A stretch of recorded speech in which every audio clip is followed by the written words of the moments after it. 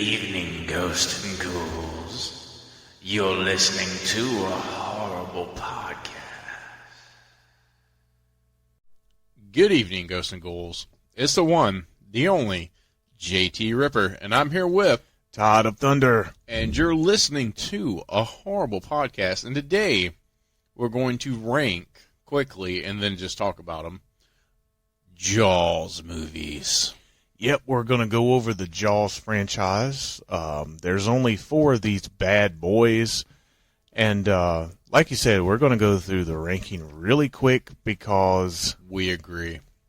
Yeah, quite frankly, this is the ranking.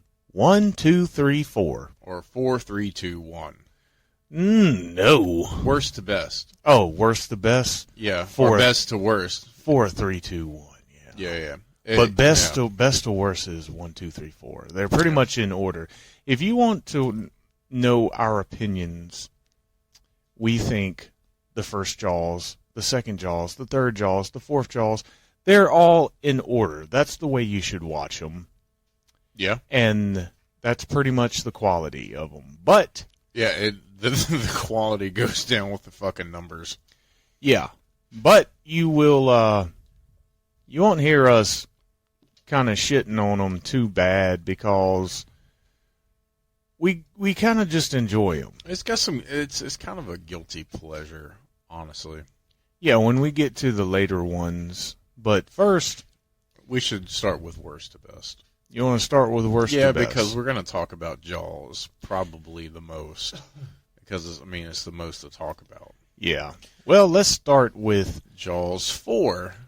Jaws the Revenge, which is notorious on the worst horror movies ever made. And not only that, but the worst movies, period.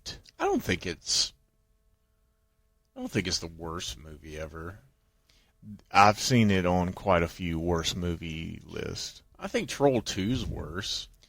Well, I do too. Let's talk about the movie, okay? Right. And let's talk about the misconceptions of the film. Because me and you are on the same understanding of Part 4. I guess me and you are like the only fucking ones that like see Part 4 like we do. Right. People take this film quite literally.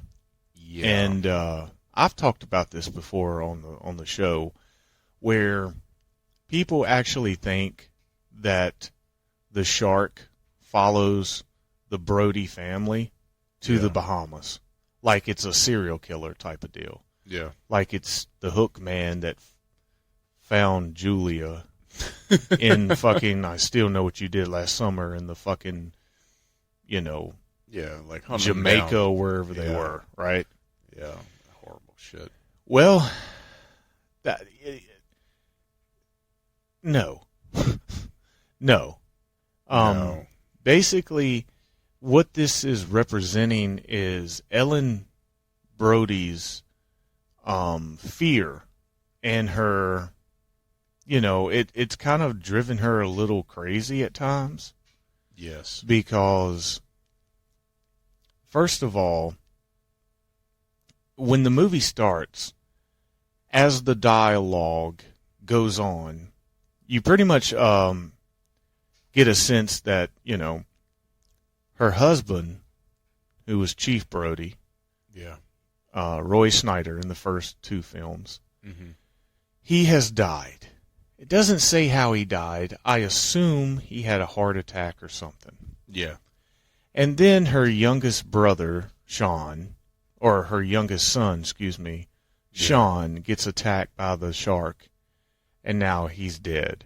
So now she has this thought process of, the shark is after the family. The shark's hunting them. They're the prey. They're the shark's prey.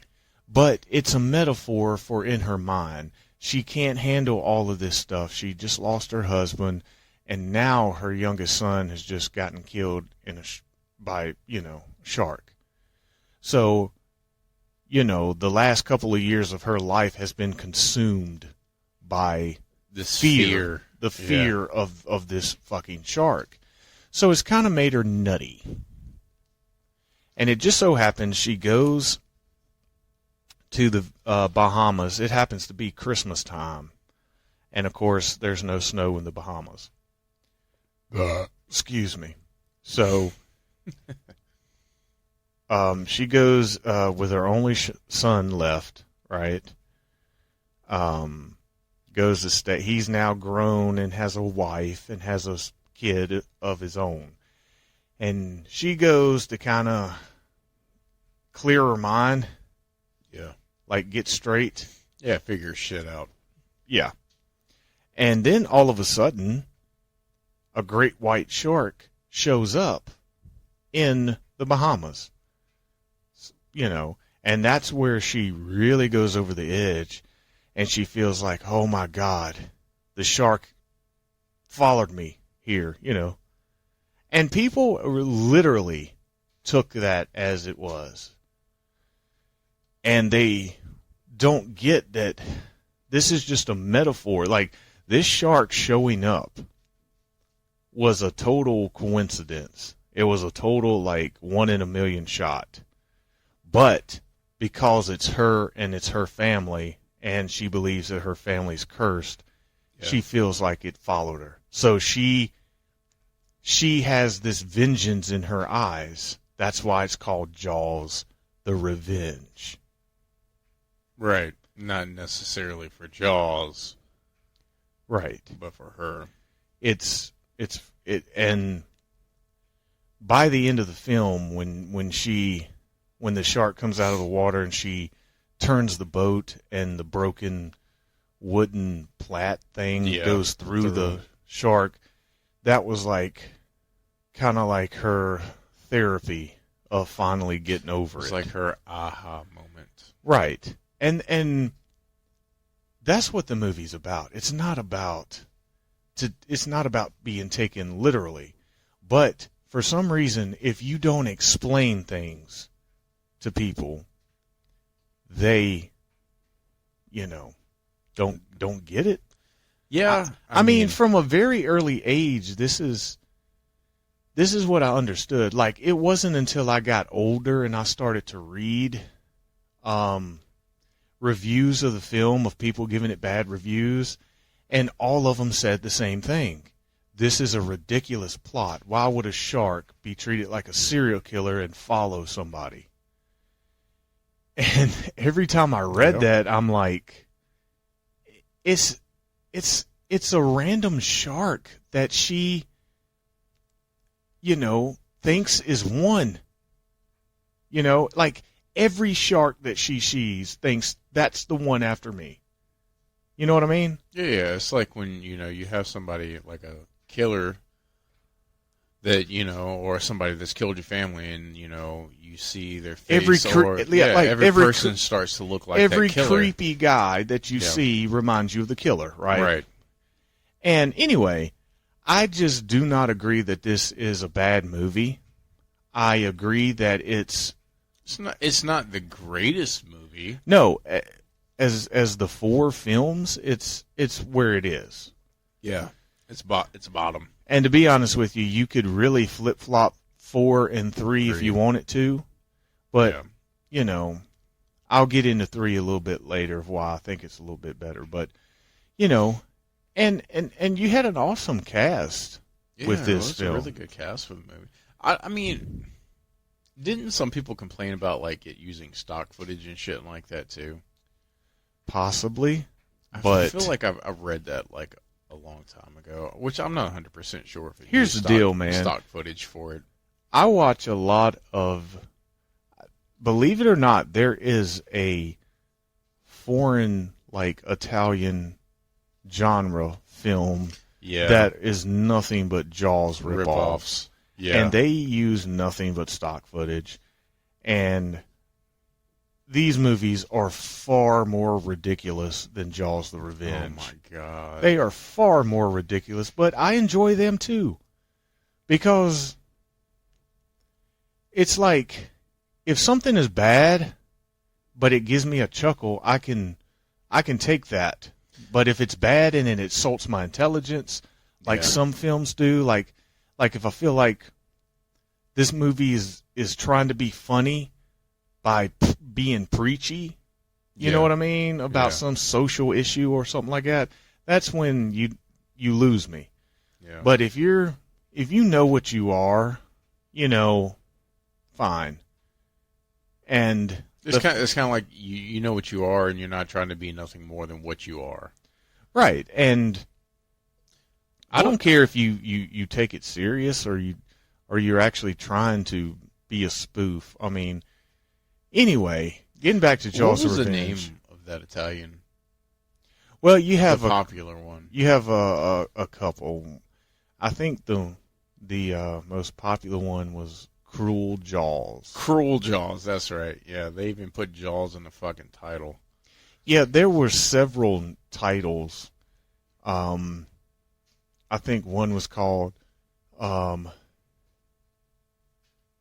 God, what was the titles? I can't fucking I think remember. One was called, like, Deep Blood or something like that. Yeah, something, Or, your typical knockoff Italian type spoof.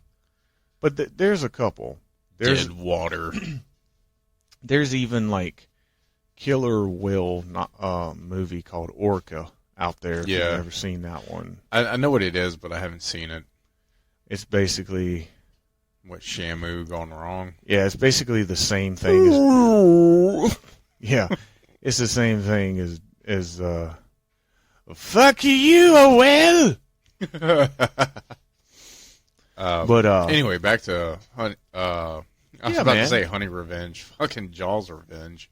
Yeah, I don't have a problem with Jaws Revenge. I mean, if people can't enjoy this film and want to take it literally, that's literally their problem. I mean, you sit back and you watch this movie for what it is, you'll have a good time with it. You really would. Yeah. And so maybe that's our problem. Maybe we just enjoy horror movies too much. Well, I will admit that even a bad horror movie, it takes a lot for me to not like or to completely dismiss a horror film because I am such a fan of the genre. So if you want to say I'm a little bit biased in the genre, maybe, but we are. I mean, hell, we fucking find pleasure in fucking Troll 2.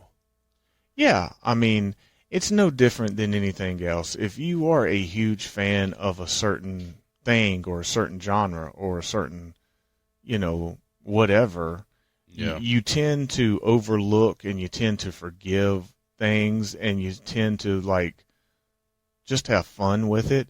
Yeah. And because... I mean, and that's what you can do with horror. It's fun to me. You can have fun with these goofy movies because you know that there are tons of really great, serious films that you can seriously talk about. Yeah. So when you get to some of these films, it's a little change of pace. You talk about, it's goofy, it's great, have a good time, Yeah. But anyway, next up we have Jaws 3D. Yes, indeed. And boy, does the 3D not hold up. Yeah, I mean, I get, I told this story to you and the missus the other night, but back in the 50s, the 3D, especially in horror films, were a big deal. They used to give people glasses going in, and it was kind of like a date night type of deal. Yeah, yeah.